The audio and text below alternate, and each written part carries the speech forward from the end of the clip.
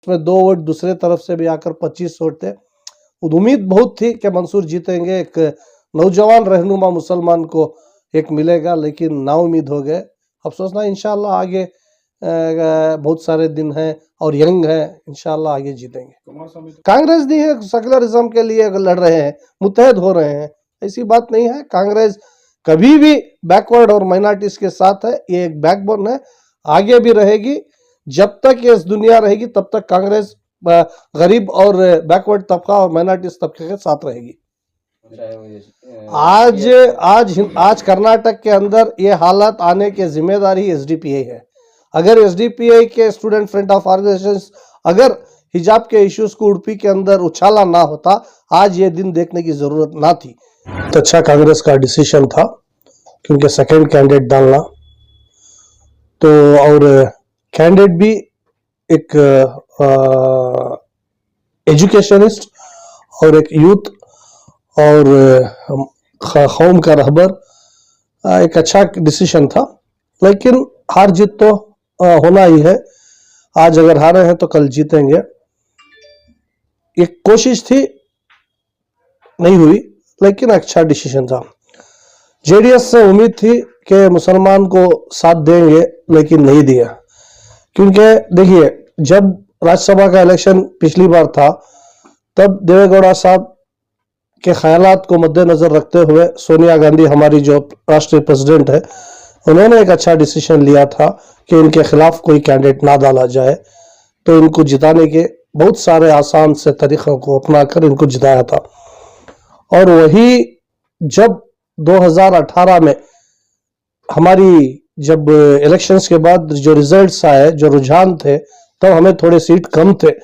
उसके बावजूद भी एक अच्छा डिसीजन आजाद साहब को मैडम ने दिल्ली से भेजकर इन्हें, कुमार स्वामी को सियासत में बातचीत कर इन्हें चीफ मिनिस्टर इस कर्नाटक स्टेट का बनाया।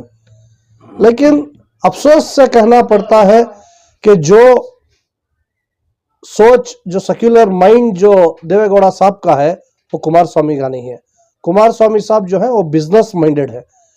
2 बार हम इतने बड़े डिसीजंस लेने के बाद एक नेशनल पार्टी, एक all India Indian national Congress, जब इनको सेक्युलर वोट्स को, सेक्युलर इस कर्नाटक के अंदर सेक्युलर हुकूमत को लाकर अवाम को कम्युनलिज्म से दूर रखने के लिए इतनी कोशिश की थी, वो नाकाम कुमार स्वामी ने कर दिया। और कुमार स्वामी से आप क्या उम्मीद रख सकते हैं कि हम अगर आज भी अगर हम उनको साथ दे देते तो कल का दिन क्या उम्मीद रख सकते हैं कि ये कांग्रेस का साथ देंगे। सेक्युलर माइंड जो है वो सिर्फ देवेगौड़ा जी साहब तक ही है। देवेगौड़ा साहब जब तक थे, उनकी सोच थी एक सेक्युलर माइंड से, तो वो चल रहा था। लेकिन अभी ऐसा नहीं है हालत। ये अफसोस है कि ये कुमार स्वामी से कुछ उम्मीद है भी नहीं और रख भी नहीं सकते।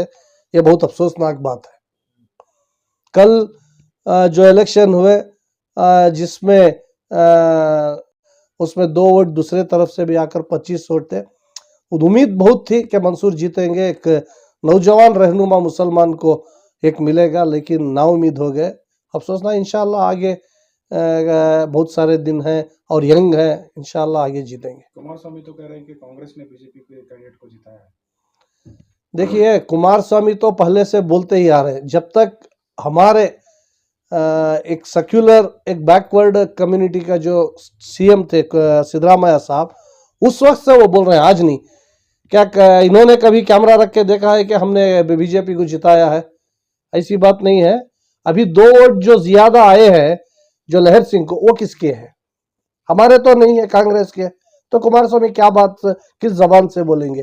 कुमार स्वामी को सबसे पहले अपनी पार्टी के एमएलएस को हाथ में रखने के लिए बोलिए, बाद में कांग्रेस के ऊपर उंगली उठाने से चलेगा।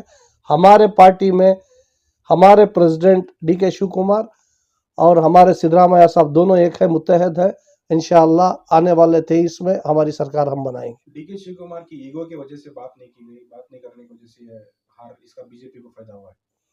देखिए, ईगो की बात मत ही कीजिए, क्योंकि डीके शिव कुमार साहब ने भी बात की थी और उनके तरफ से भी बात आई थी। उन्होंने कुपेंद्र रेड्डी को सपोर्ट करने के लिए कहा, लेकिन सिद्धरामैया साहब और डीके शिव कुमार साहब दोनों ने बात कर ये डिसाइड किया कि हम नहीं करेंगे। हर बार आप सोचिए, हर बार उनको अगर कम नंबर आते रहे, क्या कांग्रेस एक नेशनल पार्टी होकर क्या उनको साथ देने के लिए क्या इनके साथ कोई एग्रीमेंट है? नहीं है। सेक्युलरिज्म एक तरफ से नहीं होता। हम एक कदम आगे बढ़ाएंगे तो उनको भी एक कदम आगे बढ़ाना पड़ता है, तभी जाकर हिंदुस्तान के अंदर एक मुत्तहद सरकारें बनने की कोशिश होगी।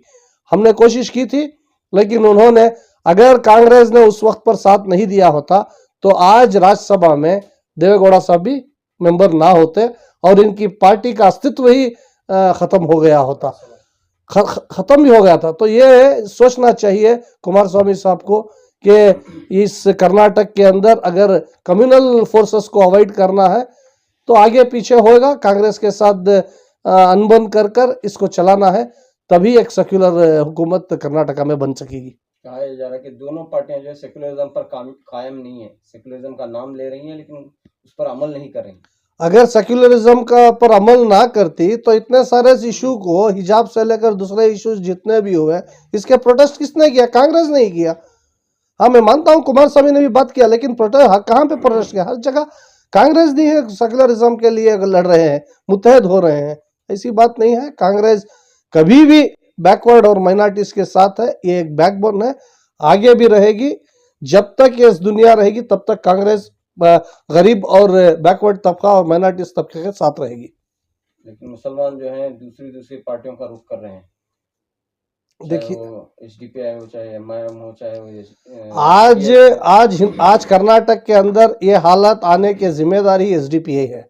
अगर एसडीपीआई के स्टूडेंट फ्रंट ऑफ ऑर्गेनाइजेशंस अगर हिजाब के इश्यूज को उड़पी के अंदर उछाला ना होता, आज ये दिन देखने की जरूरत ना थी।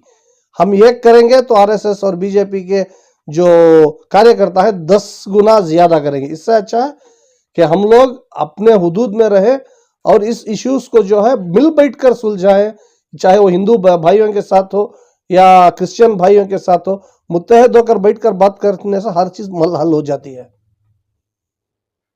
आखिर में क्या कहें साहब, पूरा ओवरऑल मंसूर साहब का करियर तबाह कर दिया गया। मंसूर साहब का कैरियर अभी शुरू हुआ है, तबाह करने के लिए किसी के हाथ से नहीं होगा।